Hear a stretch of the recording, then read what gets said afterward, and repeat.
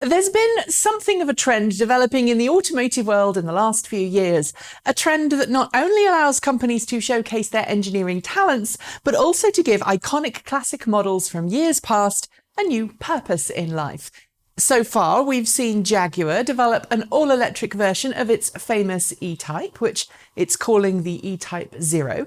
First, it was made as a truly beautiful prototype, and then later, following customer interest, turned into a drop-in, no-drill, fully reversible replacement option for any E-Type handed over to Jaguar Land Rover's famous Classics Works Restoration and Engineering Department.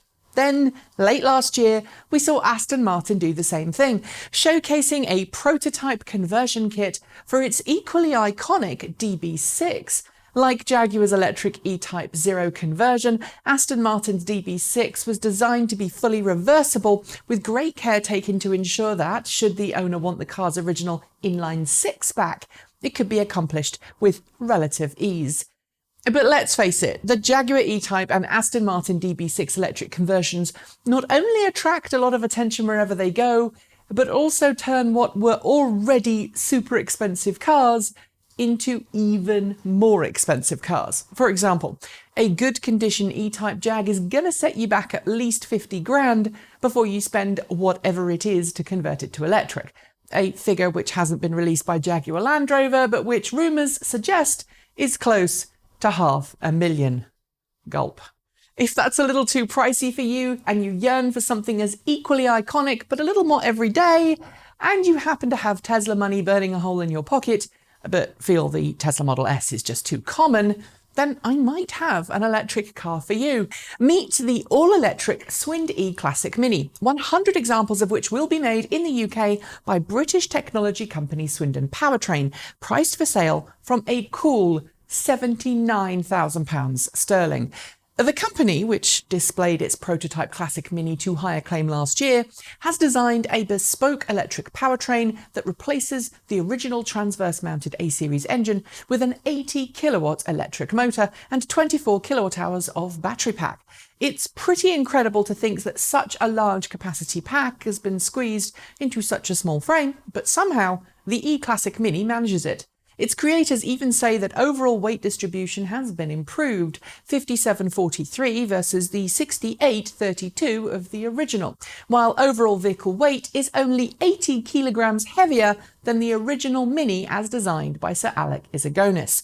Charging takes 4 hours from a standard 7 kilowatt AC charging station. But while that big sticker price will get one of the UK's most famous electrified cars in your hands, and the as-new state, these classic Minis come with a 1-year unlimited mileage warranty, you won't be getting Tesla-like performance or range for Tesla-like money.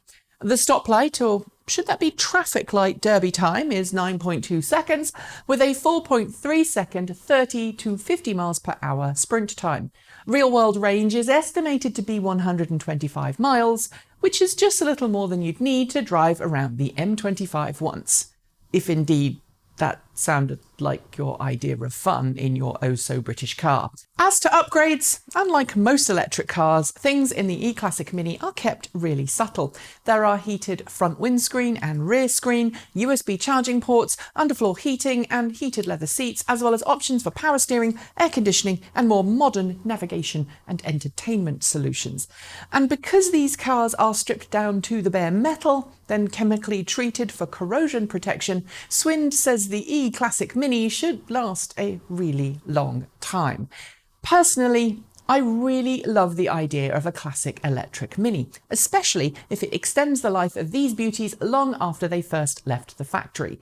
There are very few cars on the road today that capture the same utility that the original Mini did, which is perhaps why we've seen so many DIY conversions of electric Minis, and even an official one produced by BMW last year ahead of the launch of its much larger 2020 production electric Mini.